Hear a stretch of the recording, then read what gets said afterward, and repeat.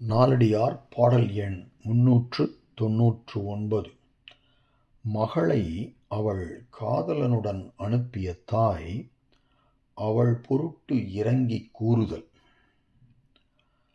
முலைக்கண்ணும் முத்தும் முழுமெய்யும் புல்லும் இலக்கணம் யாதும் அறியேன், கலைக்கணம் வேங்கை வெறூம் நெறிசெலிய போலும் என் பூம்பாவை செய்த குறி. அதாவது இது தாய் தன் மகளை அடுத்த நாள் அவள் காதலனுடன் செல்லுவதற்கு முதல் நாள், நாம் தாயை பிரிகின்றோம், இனி எப்பொழுது பார்க்கப் போகின்றோம் என்று கவலை கொண்டு தாய் மீதுள்ள அன்பினால் அவளை இறுகத் தழுவிக் கொண்டிருந்து மறுநாள் தலைவனுடன் செல்கிறாள்.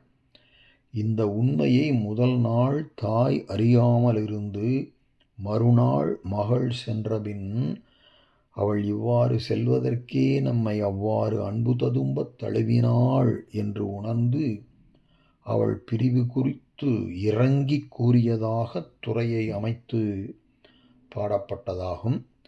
இப்பொழுது பாடலை பார்ப்போம்.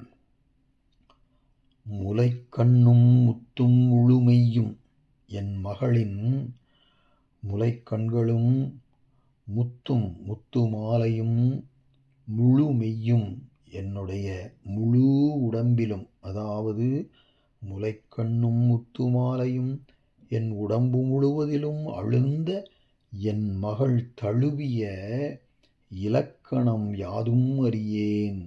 அந்த தன்மையை அவள் நேற்று அவ்வாறு தழுவிய பொழுது அப்போது நான் சிறிதும் உணர்ந்திலேனே. இப்பொழுது அதனை அறிந்து கொண்டேன். யாதெனில் என் பூம்பாவை என்னுடைய அழகிய சித்திரப்பதுமை போன்ற மகள் செய்த குறி, அப்பொழுது அவ்வாறு செய்த அடையாளம் கலை கணம் வேங்கை வெறூம் நெறி. அதாவது கலை கணம் என்றால் மான் கூட்டங்கள், அவை வேங்கை வெறூம் வேங்கை புலிக்கு பயந்து அதன் கண் எதிர்ப்படாமல் மறைந்து சஞ்சரிக்கின்ற நெறி, அந்த காட்டு வழியிலே செலிய போலும், தன் காதலனுடன் செல்வதற்கு போலும் என்று இப்பொழுது அவள் சென்ற பிறகு வருந்தி பாடுகிறாள். இந்த பாடலில் வருகின்ற வேங்கை வெறூம் என்பது 4ஆம் வேற்றுமை தொகை. வேங்கைக்கு வெறுவும் அப்படின்ருக்கு. இது 5ஆம் வேற்றுமையாகவும் 2ஆம் வேற்றுமை தொகையாக வேணும், அப்படி வேணாலும் வச்சுக்கலாம்.